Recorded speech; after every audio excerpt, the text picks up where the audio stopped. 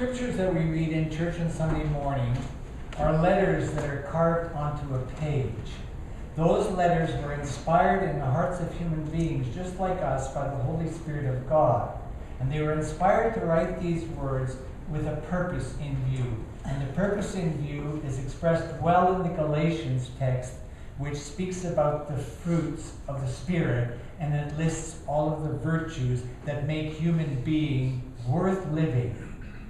And we also heard in the scriptures that there is another point of view, which is not based in what the Spirit cultivates in our experience, but what the world cultivates in our experience. And I suspect intuitively that if anyone in this room had a choice between the fruits of the Spirit and the fruits of this world, the response would be, I want the fruits of the Spirit.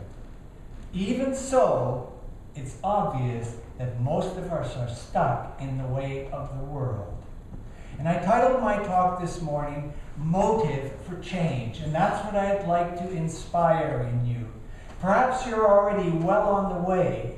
You're already well committed to doing everything in your power to make the world a better place. Not just for you and yours, but for the others.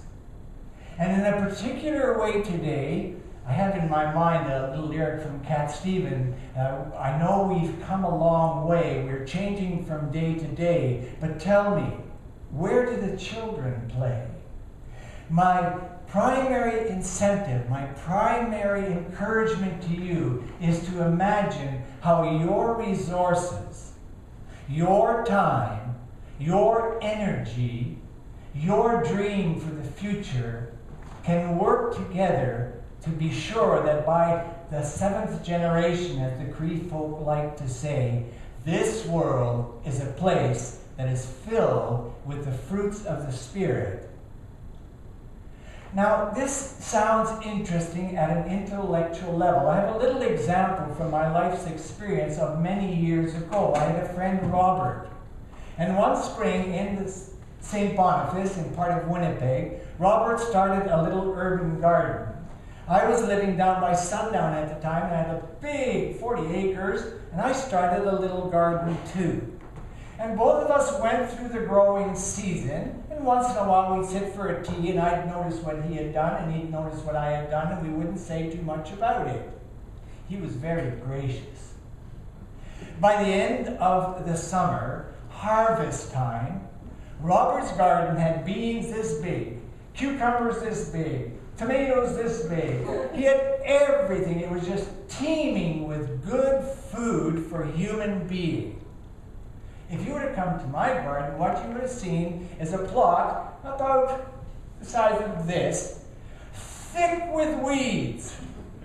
But I was kind of happy with it because there was a wildflower there and a wildflower there. And I thought, oh, look at those beautiful wildflowers.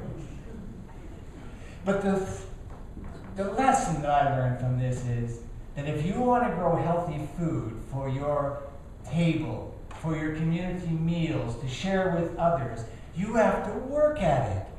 Robert was in his garden every day with a hoe, with a spade, with a fork. Robert was there pruning and plucking and watching. I was playing my guitar and singing songs and doing the other kinds of things that young men like to do. And it's obvious that the only way we will ever harvest the fruits of the Spirit is if we invest our energy in cultivating them. This is a daily practice, and every one of you will acknowledge that you have lots of opportunity every day to practice patience. And this is a little side journey, but in the epistle of Peter, Peter writes about the way of holiness. And guess what's the first step along the way of holiness? Patience. And once you've made patience perfect, what do you think is the next step? Perseverance. So you got to be patient, and you got to work at it, and you got to wait for the results. And when you've got patience, then you've got to keep persevering. You've got to keep pushing. Because the world doesn't want you to be joyful. The world doesn't want you to be gentle. The world doesn't want you to be kind. The world doesn't want you to be faithful. The world wants you to abandon these things. Stop cultivating them. The world wants you to go out and get pleasure for yourself. And that's what the Galatians text is talking about. Don't look at vanity, things that sort of puff up your sense of worth and pride. Look at things that matter. And our modern civilization is at the point of collapse because we have neglected to cultivate the spiritual gifts.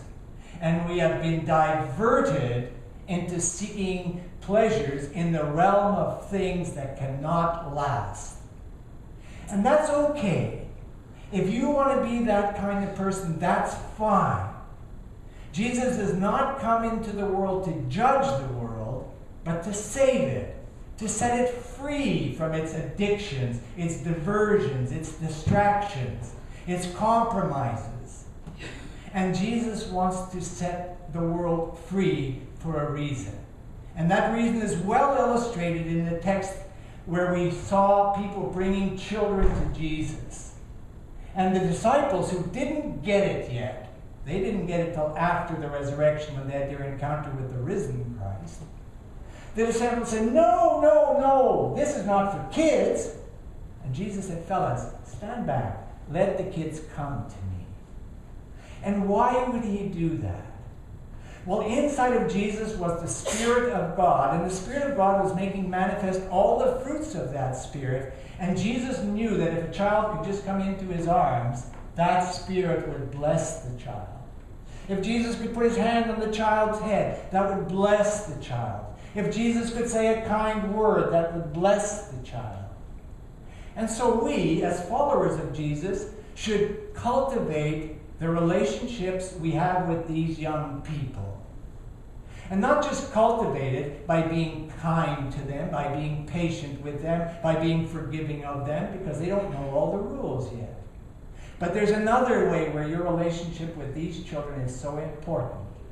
And once you get this, everything else gets a lot easier. You see, to the degree that you grow a garden filled with the fruits of the Spirit, all you have to do is be near the child, and your Spirit will bless the child. You may not be noticing this, but when kids are in a room with adults, they're doing whatever they're doing, but there's a part of them that is listening and watching. I'll give you a small example. I was in a conversation with a group of people, and we were talking about all kinds of things, and the pastor of the church said, if I had a gun, I'd shoot that guy. I'm so tired of what he's doing. And on the floor was his little daughter playing. And I had to stop the meeting. I had to say, hold it. As an adult, when you say, I'd like to get a gun and shoot that person, what is your child learning? You see, the children learn. When we are, three of us in a corner of the church, talking about how annoyed we are that the carpets are the way they are, or we're annoyed about this, or we're annoyed about that, we're frustrated with the way somebody is behaving, and we're tired of doing it this way, the children are listening, and you're not feeding them healthy food.